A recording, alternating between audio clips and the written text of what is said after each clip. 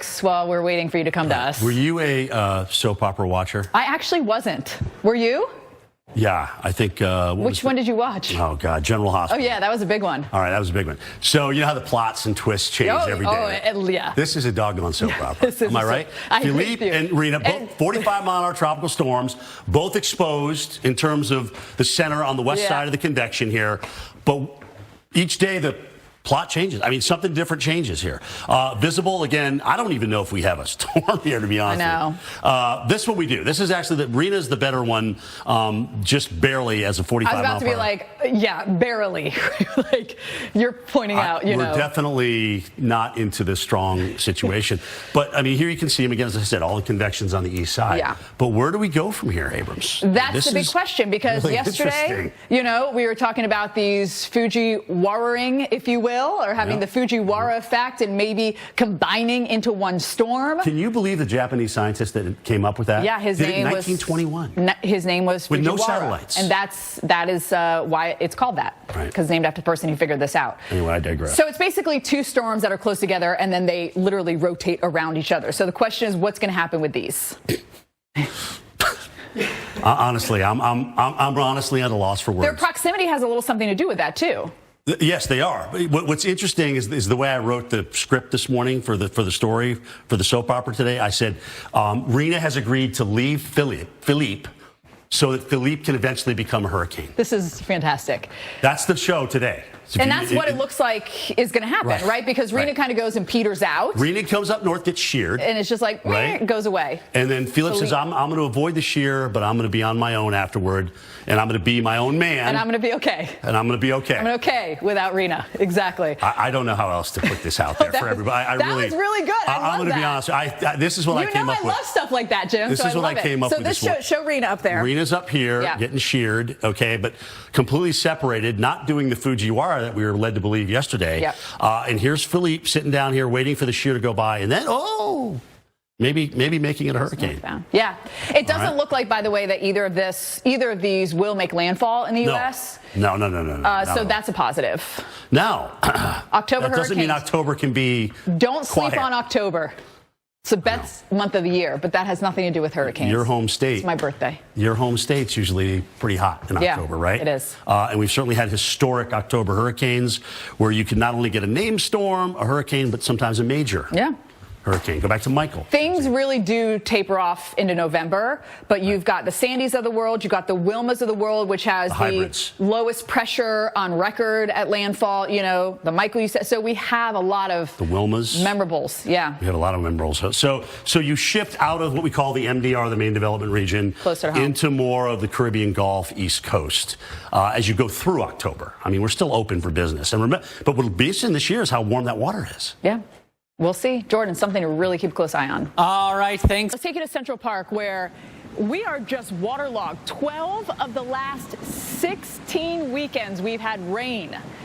And it's going to be super sloppy again. Heavy rain here coming down. And we could see, as Jim was mentioning, those rainfall rates 1 to 2 inches an hour. That creates dangerous and possible life-threatening flash flooding. Roads, highways, they get inundated with the downpours. If you live in a basement apartment or dwelling, think about finding higher ground. Watch for some of those subways potentially to get overwhelmed by water.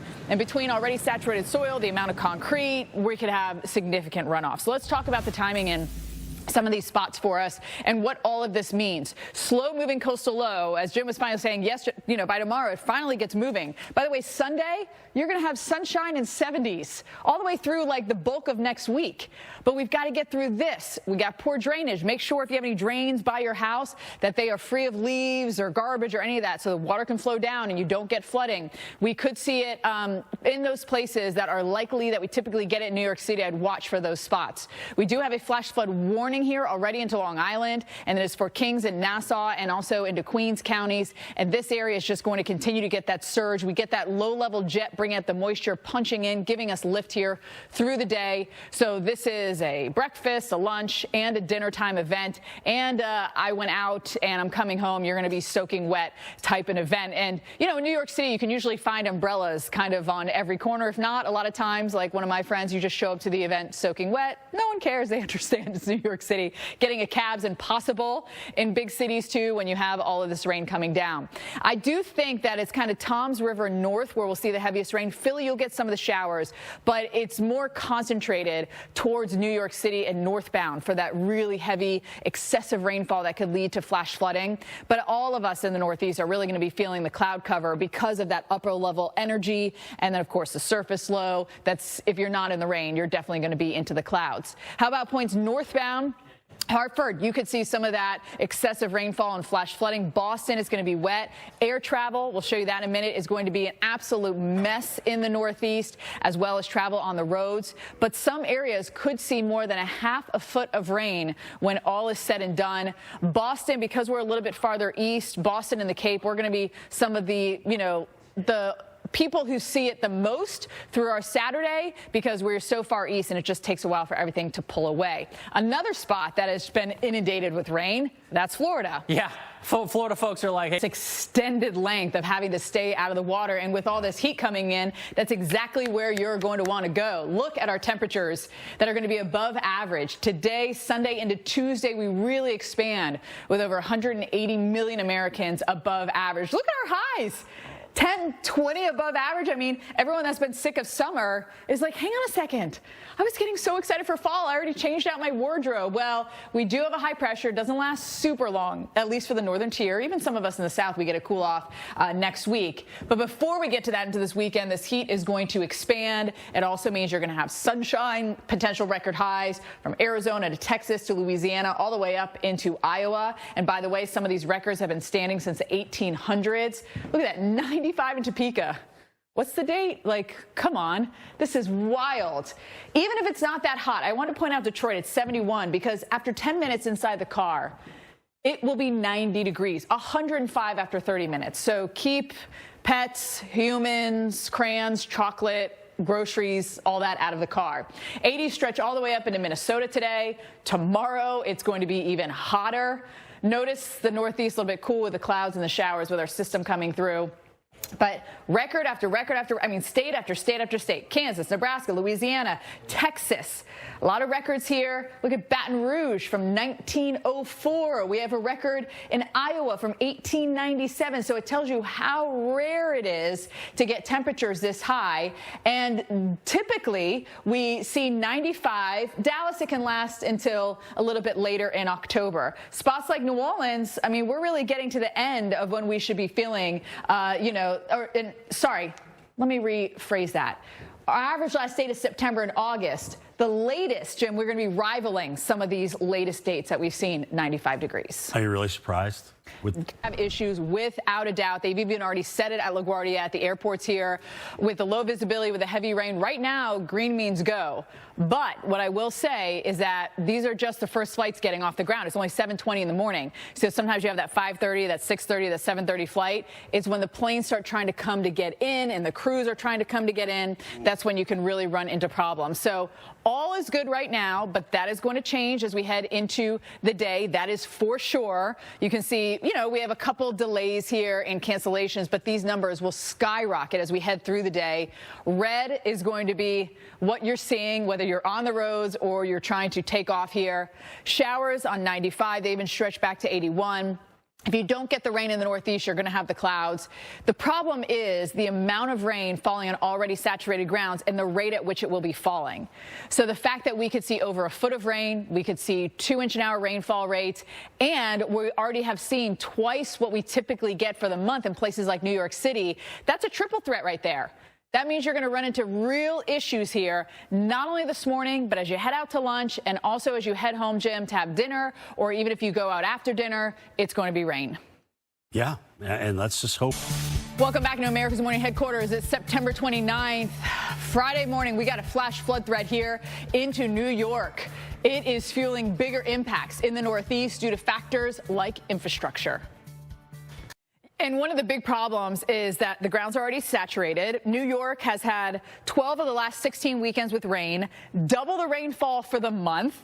And it's the rainfall rates that this is coming in for and the duration. Jim, we could see rainfall rates over 2 inches an hour in some places. No one can handle that.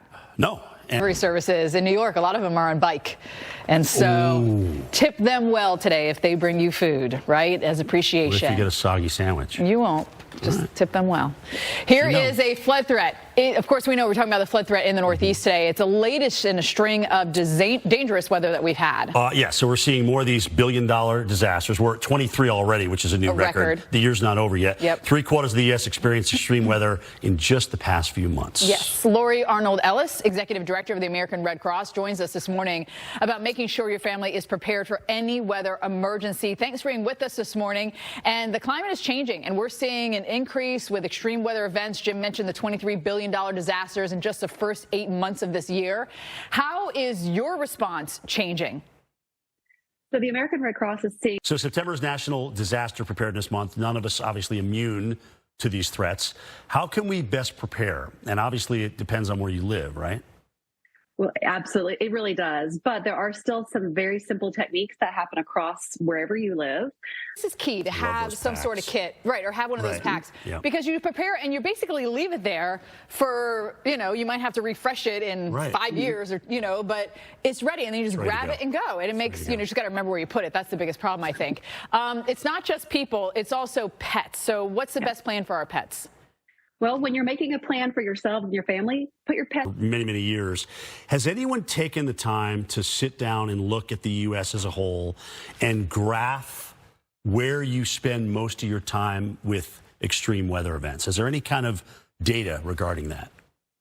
At this point, it's really become across the country. We're seeing wildfires, we're seeing hurricanes, we're seeing tornadoes, and all kinds of disasters happening across the country. There isn't really a whole lot of places that are exempt. In fact, I would say there's no places that are completely exempt from disaster. Okay, so in a disaster, a lot of times we need a lot of blood. Yes. Are all these events not only taking, a toll on your blood supply, but just all your supplies in general and all the people that volunteer? Absolutely. I'm glad you. 30 seconds. Do you guys still come to businesses and get blood from people at businesses? We can in different places of the states. It depends on where you live. We can set up blood drives in your place of work or in your place of worship, your communities, all that kind of thing. We can definitely pull that together. Mine, that's for sure. If you're interested, do it. Call Lori Arnold Ellis, Executive Director, American Red Cross. Thanks, Lori. Flash flood warning until 10:30 this morning. You can see it right here.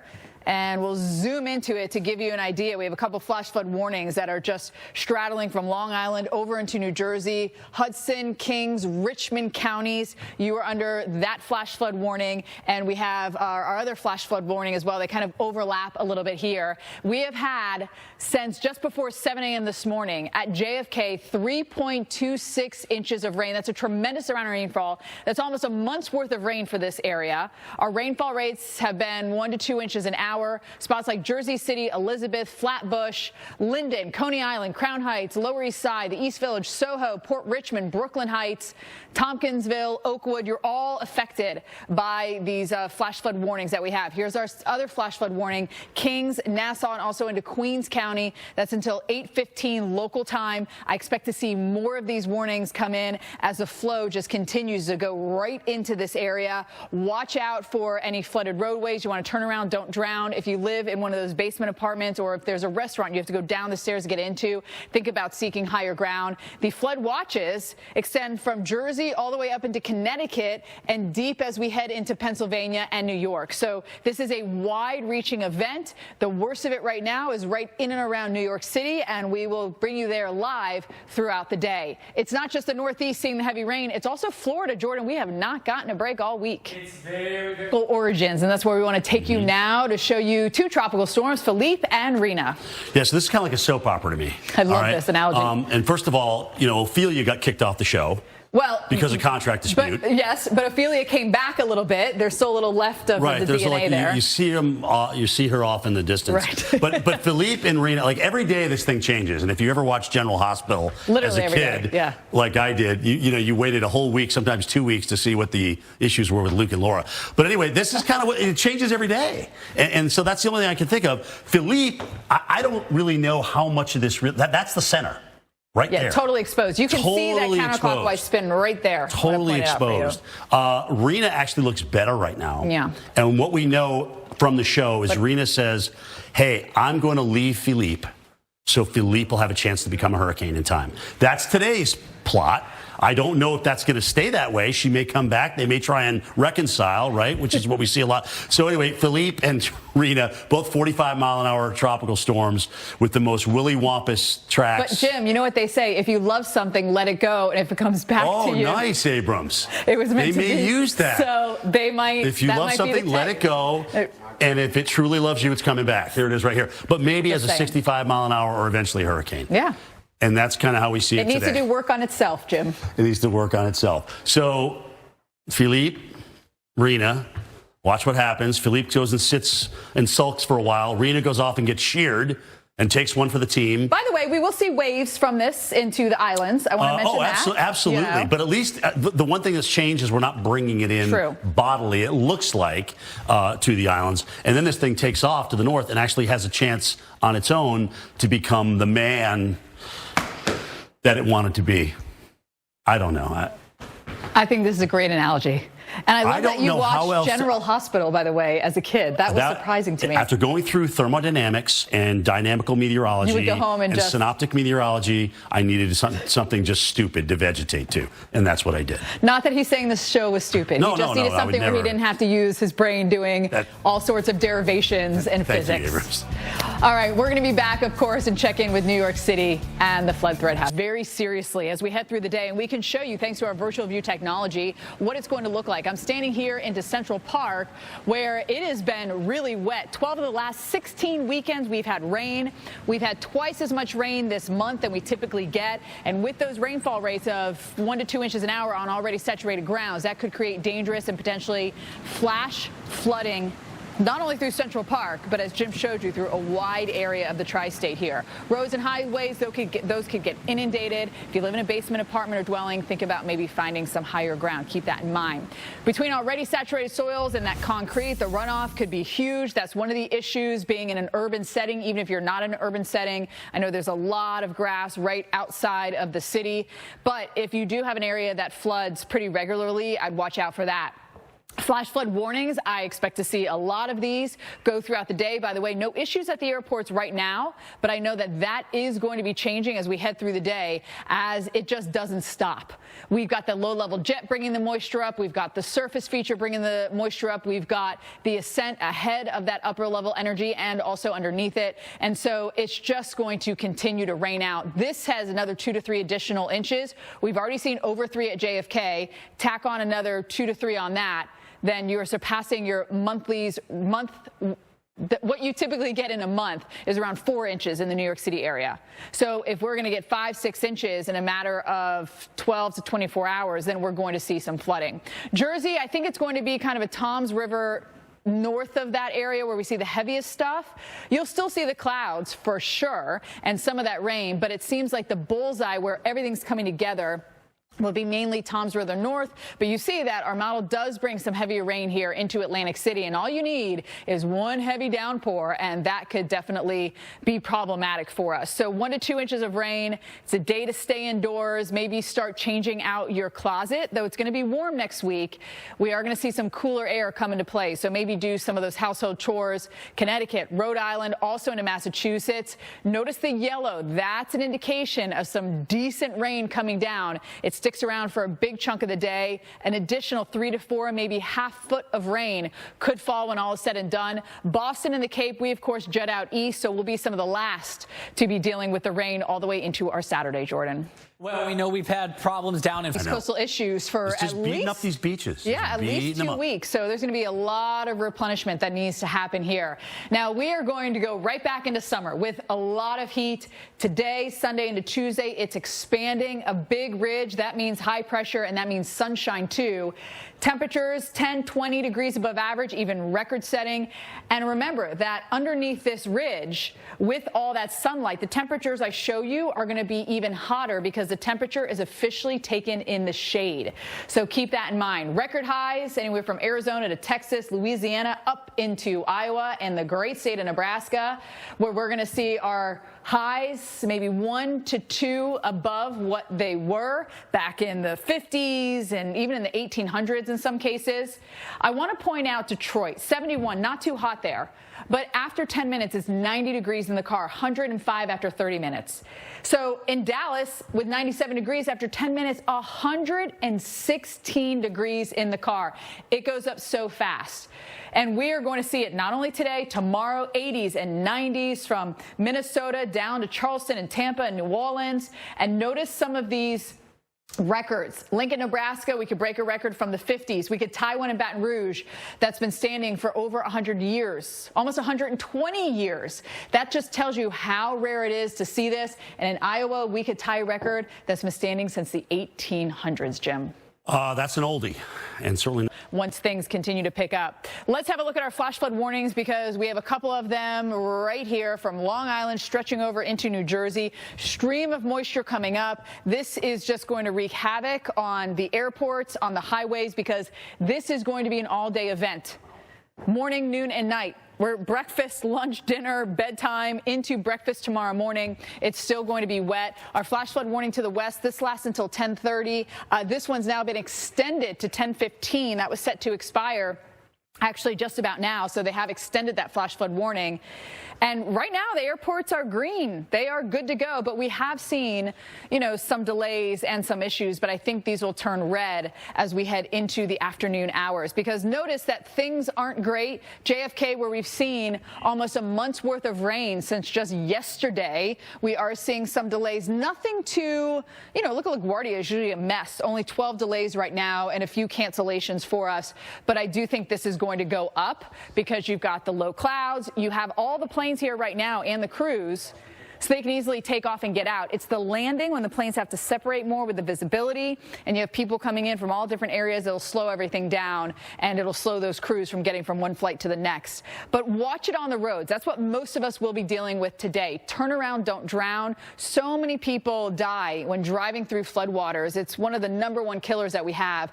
But get ready for it because it's going to be an all-day thing. But I want to leave on a high note, Jim. By Sunday, sunshine and 70s are back, and they're back for several days. yes, they are, and we really need to dry out after this. Welcome back to America's Morning Headquarters. It is September 29th, Friday morning, and we are already seeing flash flooding happening. Look at New York, just totally ensconced in the clouds. We are seeing the rain come down and that water rise as well, and the infrastructure could be tested.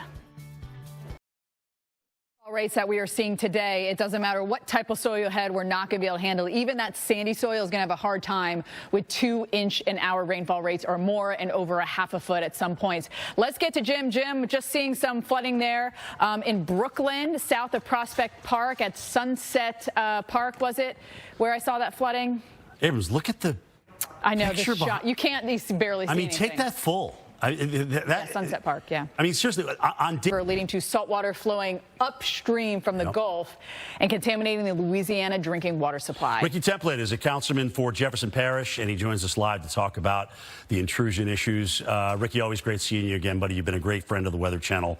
Let's talk about where we are right now in terms of the inundation as a whole. And good morning, Jim. Thanks for having me. To fix this or stop it, we know that sill's been in place, or for people that are more unfamiliar, an underwater levee has been put in place to try to stop this saltwater. And you're absolutely right. There was an underwater sill, or potentially what you call an underwater levee, that the Corps of Engineers. We don't see that, Ricky. And at current pace, the city of New Orleans, probably late October. What about for Jefferson Parish, and what are you guys going to do about it? Well, what's happening right now? What do you need in order? Yeah. I mean, I know you need rain, but that's not going to happen. So what is the next step if we're not going to get the rain? Well, what they're doing right now in the smaller cities, like in Boothville and Lower Plaquemines, they're bringing in desal units to actually create fresh water, just like they would on a cruise ship, and make fresh water. But it can only be done in small quantities. They're looking at something like that for the city of Gretna, which roughly has about 17,000 people. But more likely, they'll have to barge in water for the smaller cities. For Jefferson Parish, we roughly use 30 million gallons a day on the West Bank. On the East Bank, closer to 50 million gallons. You can't barge that much water. So we're looking at solutions to try to fix it before it gets here. Roughly we have about 20-something days before it hits Jefferson Parish, and we're working on some. It'll be activated before it gets into the pipes because it'll corrode the pipes if you get the salt water in the pipes. The Corps of Engineers activated the program to assist the parishes. So yes, it can if you can activate it early enough. All right. So informative. Ricky Great stuff, Ricky. Thanks, buddy. Councilman for Jefferson Parish, Louisiana. Really appreciate. All right, so breaking news here. We do have another flash flood warning that has just popped out here with all the rain that's happening into the Northeast. We're going to take you down and have a look at all the areas that are affected now up to White Plains. We have multiple flash flood warnings. This is the first one that's popping up till 10:30. Hudson, Kings, Richmond counties. Then we have a second one here off to the east, Flatbush. We're already seeing cars stranded in floodwaters at the intersection of Prospect Expressway and Catton Avenue. And this is just beginning. By the way, we did see some flooding, too, over just right along the East River here. In Brooklyn as well. We also have flash flood warning, the Bronx, Manhattan, Queens until 11:30. That is newly added. They are just firing off right now. So if you live anywhere from Coney Island, Crown Heights, the East Village, the Lower East Side, Soho, Port Richmond, Brooklyn Heights, Tottenville, Tompkinsville, Oakwood. I mean, so many people are impacted by this, and we expect to see these flash flood warnings not only get extended, but we'll see more of them probably pop up. So Bergen County, Rockland, Westchester, that's White Plains for you. We are seeing that rain, and this is just the beginning. It's going to continue throughout the day. Over the last 12 hours, we've seen some heavier rain. JFK has seen nearly 4 inches of rain, our month's worth of rainfall since just yesterday, later in the day. So these numbers are going to continue to go up. We have a ground stop at LaGuardia, JFK having some issues, and we are going to see more problems as we head through the day. I'm sure Newark is going to hop in on this. It's not only air travel, but also road travel that will be problematic. Philly has a ground stop. And again, it's not going to get any better as the day goes on. So if you are flying out, I would pack your patience or maybe try to change a flight or try to drive, because it is likely that as we head through tomorrow morning, we are going to see such heavy rain that we are going to see the potential for flash flooding, 1, 2, maybe 2+ inches an hour in some spots. Jordan? Meanwhile, in Florida of the day, okay, yes. As the world turns, if as you're the tropics just turn. tuning in, Jim watched General Hospital growing up as a kid. Well, in college, Oh, it was my brain release of just stupidity, the thermodynamics, if you will. After thermodynamics and synoptics. All right, so give it to us. Narrate for us what's happening. So Philippe and Rena. Previously on Weather Hospital. Right. On Weather Hospital, Rena was 91L. All right. It's been upgraded to Rena now. And so Philippe and Rena are discussing what their future is going to be like. And what I think is going on with Philippe and Rena is they're both 45-mile-per-hour tropical storms, so they're equal. They need some space. Yeah. Because they need to work on themselves by themselves. Philippe wants to become a hurricane. Yeah. Philippe wants to become a hurricane. Rena knows she has to leave. For that to happen. In order for that to happen. Right. All right, so here's Rena. Here's Philippe. Philippe is going to sit around and wait for her to leave. Right. He's going to help her pack. He's not going to push her out the door. Not going to push her out the door at all. It's nothing dramatic. But Rena knows that this is a life or death situation, because as she leaves, she's going to run into some pretty bad shear. She is. But she's going to do it. She's going to do the sacrifice for Philippe. She's going to give it up for Philippe. Okay, so there you see the storms. Here are the NHC forecast track. This did not come, by the way, from a soap opera. This is actual NHC tracks. Philippe goes south, hangs out away from the shear.